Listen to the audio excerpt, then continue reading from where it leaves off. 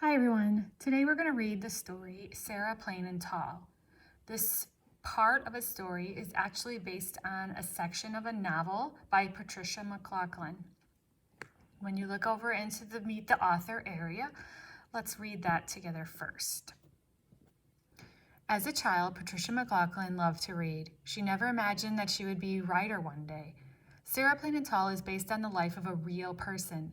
McLaughlin's mother knew the real Sarah, who was married to one of her family members. In fact, as the book grew and changed, McLaughlin added details from her own life. Parts of the story also came from the lives of McLaughlin's parents, husband, and children. McLaughlin says that the children often ask why she writes. She writes for the same reasons that people read, to find out what happens next and to find out more about herself. So McLaughlin, this story is based on historical fiction as the genre, and you'll find out that it is based in a time when our world was fairly new and pioneers would come over and start a new life. And this is Sarah Plain and Tall. Our essential question was, what was life on the prairies like for the pioneers? Let's go ahead and read. Anna Whitting lives in a farm on the prairie with her father and her younger brother, Caleb. Caleb likes to hear about Mama, who died soon after he was born and who loved to sing. One night, Papa tells the children he has to put an advertisement in the newspaper for a wife. The neighbor's new wife, Maggie, had come in to answer an advertisement. Papa reads the letter he had received from Sarah, who lives with her brother near the sea in Maine. Papa, Anna, Caleb writes letters to Sarah. They find out that she has a cat named Seal and that she sings. Now Sarah is coming for a month's visit to see how it is. So you could see that during this time, in order for Papa to find a wife that he was looking for, he had to put an advertisement in the paper. And so that's what he did here. And he knows that he could do that because his friend did that as well with to find his wife, or his new wife, Maggie. So we're on page 209. Sarah came in the spring. She came through green grass fields that bloomed with Indian paintbrush, red and orange and blue-eyed grass. Papa got up early for the long day's trip to the train and back. He brushed his hair so slick and shiny that Caleb laughed.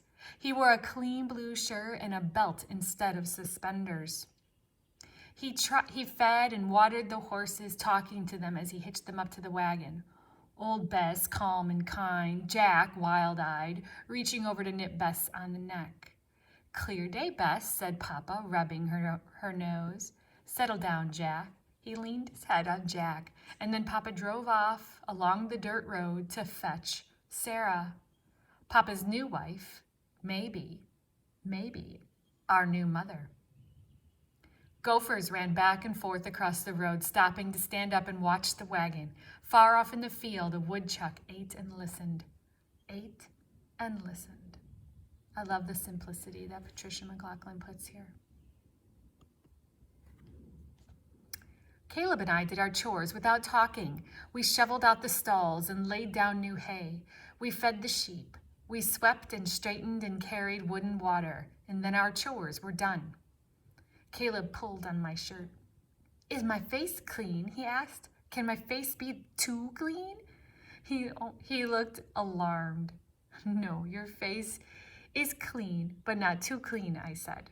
Caleb slipped his hand into mine as we stood on the porch, watching the road. He was afraid. Will she be nice, he asked, like Maggie? Sarah will be nice, I told him. How far away is Maine, he asked. You know how far. Far away, by the sea. Will Sarah bring some sea, he asked. No, you cannot bring the sea. The sheep ran in the field, and far off the cows moved slowly to the pond, like turtles. Will she like us? Asked Caleb very softly. I watched a marsh hawk wheel down behind the barn. He looked up at me. Of course she will like us, he answered his own question. We are nice, he added, making me smile. We waited and watched. I rocked on the porch, and Caleb rolled a marble on the wood floor. Back and forth, back and forth. The marble was blue.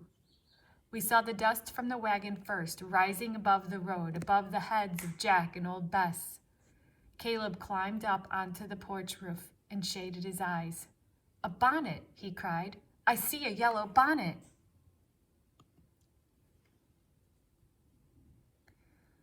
The dogs came out from under the porch, ears up, their eyes on the cloud of dust bringing Sarah. The wagon passed the fenced field, and the cows and sheep looked up too. It rounded the windmill and the barn and the windbreak of Russian olive that Mama had planted long ago. Nick began to bark, then Lottie, and the wagon clattered into the yard and stopped by the steps.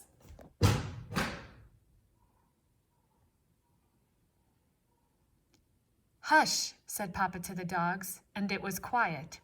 Sarah stepped down from the wagon, a cloth bag in her hand. She reached up and took off her yellow bonnet, smoothing her brown hair into a bun. She was plain and tall. "Did you bring some sea?" cried Caleb beside me. "Something from the sea," said Sarah, smiling. "And me." She turned and lifted a black case from the wagon, and Seal too. Carefully, she opened the case. And Seal, gray with white feet, stepped out. Lottie lay down, her head on her paws, staring. Nick leaned down to sniff. Then he lay down too. "The cat will be good in the barn," said Papa, "for mice." Sarah smiled. "She will be good in the house, too." Sarah took Caleb's hand, then mine. Her hands were large and rough. She gave Caleb a shell, a moon snail, she called it, that was curled and smelled of salt. "The gulls fly high and drop the shells on the rocks below," she told Caleb. "When the shell is broken, they eat what is inside." "That is very smart," said Caleb. "For you, Anna," said Sarah, "a sea stone." And she gave me the smoothest and whitest stone I'd ever seen. The sea washes over and over and around the stone, rolling it until it's round and perfect. "That is very smart too," said Caleb. He looked up at Sarah. "We do not have the sea here." Sarah turned and looked out over the plains. "No," she said, "there is no sea here, but the land rolls a little like the sea." My father did not see her look, but I did, and I knew that Caleb had seen it too. Sarah was not smiling. Sarah was already lonely. In a month's time, the preacher might come to marry Sarah and Papa, and a month was a long time. Time enough for her to change her mind and leave us. Papa took Sarah's bags inside, where her room was ready with a quilt on the bed and blue flax dried in a vase on the night table. Seal stretched and made a small cat sound. I watched her circle the dogs and sniff the air. Caleb came out and stood beside me. "When will we sing?" he whispered. I shook my head, turning the white stone over and over in my hand. I wished everything was as perfect as the stone. I wished that Papa and Caleb and I were perfect for Sarah. I wished we had a sea of our own. The dogs loved Sarah first. Lottie slept beside her bed, curled in a soft circle, and Nick leaned his face on the covers in the morning, watching for the first sign that Sarah was awake. No one knew where Seal slept. Seal was a roamer. Sarah's collection of shells sat on the windowsill. A scallop, she told us, picking up the shells one by one, a sea clam, an oyster, a razor clam, and a conch shell. If you put it to your ear, you can hear the sea. She put it to Caleb's ear, then mine. Papa listened too. Then Sarah listened once more, with a look so sad and far away that Caleb leaned against me. "At least Sarah can hear the sea," he whispered. Papa was quiet and shy with Sarah, and so was I, but Caleb talked to Sarah from morning until the light left the sky. "Where are you going?" he asked. "To do what?" "To pick flowers," said Sarah. "I'll hang some of them upside down and dry them so they'll keep some color. Then we can have flowers all winter long." "I'll come too," cried Caleb. Sarah said winter, he said to me. That means Sarah will stay. Together we picked flowers, paintbrush and clover and prairie violets. There were buds on the wild roses that climbed up the padlock fence. The roses will bloom in early summer, I told Sarah. I looked to see if she knew what I was thinking. Summer was when the wedding would be. Might be Sarah and Papa's wedding. We hung the flowers from the ceiling in little bunches. I've never seen this before, said Sarah. What is it called? Bride's bonnet, I told her. Caleb smiled at the name. We don't have this by the sea, she said. We have seaside goldenrod and wild asters and woolly ragwort. Woolly ragwort? Caleb whooped. He made up a song. Woolly ragwort all around, woolly ragwort on the ground. Woolly ragwort grows and grows, woolly ragwort on your nose. Sarah and Papa laughed, and the dogs lifted their heads and thumped their tails against the wood floor. Seal sat on the kitchen chair and watched us with yellow eyes.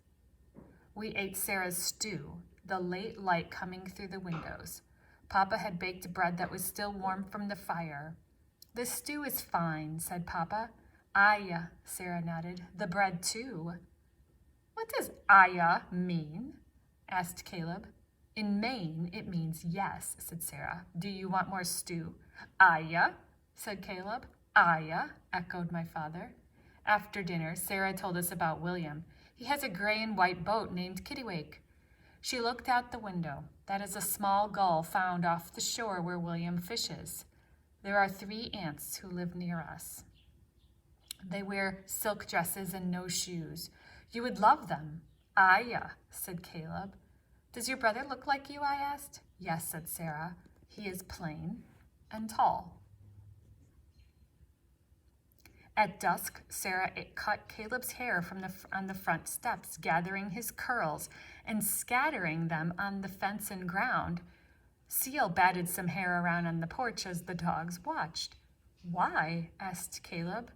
For the birds, said Sarah. They will use it for their nests. Later, we can look for nests of curls. Sarah said later, Caleb whispered to me as we spread his hair about. Sarah will stay. Sarah cut Papa's hair too. No one else saw, but I found him behind the barn, tossing the pieces of hair into the wind for the birds.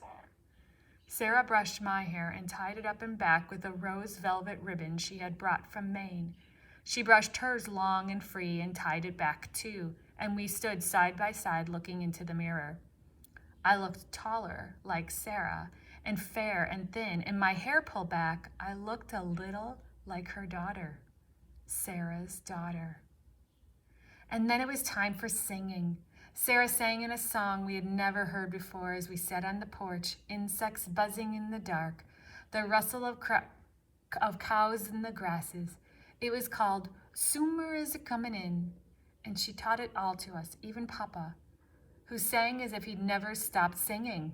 Summer is a-comin' in, ooh, sing cuckoo. What is Summer? Asked Caleb. He said it as Sumer, the way Sarah had said it.